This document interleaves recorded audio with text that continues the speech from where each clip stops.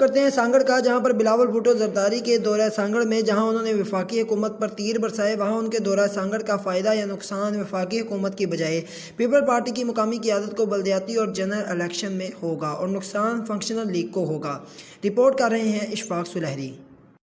Peoples party के chairman Bilawal Bhutto Zardari, वज़ीर आला सिंध सैयद मुराद अली शाह और पीपल्स पार्टी की क़यादत के हमरा आज एक रोज़ा दौरे पर खिपरो पहुँचे, जहाँ मौका पर वज़ीर आला सिंध और ज़िली इंतज़ामिया से उन्होंने बारिश में तासरीन को देने वाली अमदाद के बारे में तफसील से जाना। इससे कबल बिलावल भुट्टो जरदारी ने खिपरो पहुँचकर अली हसन हंगोजो ज़िले सदर की रिहाइशगाह पर मीडिया से और कारकुनों से खिताब करते हुए सूबाई हुकूमत की जानिब से किए गए इक़दाम की तारीफ की।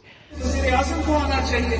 वैसे वज़ीर आज़म तो पूरा पाकिस्तान का वज़ीर आज़म होता है, 3 नालों का वज़ीर आज़म नहीं होता, किसी इस्लामाबाद का वज़ीर आज़म नहीं होता। कहना था कि अगर वफाकी हुकूमत की जानिब से कोई भी आपकी मदद के लिए आए तो आप जब तक उनको नहीं जाने देना जब तक वो आपके लिए ऐलान ना करें। 2011 में ऐसे ही तारीखी बारिश हो रहा था, मगर उस वक्त सदर जरदारी का हुकूमत था, सदर पाकिस्तान आसिफ अली जरदारी था, तो सदर जरदारी ने आपको वतन काट दिया, पाकिस्तान का। यकीनी तौर पर आज के बिलावल भुट्टो जरदारी के सांगड़ के दौरे का फायदा पीपल्स पार्टी की मकामी क़यादत को बल्दियाती इलेक्शन और जनरल इलेक्शन में होगा, लेकिन इसका नुकसान और फायदा फंक्शन मुस्लिम लीग को होगा या नहीं होगा।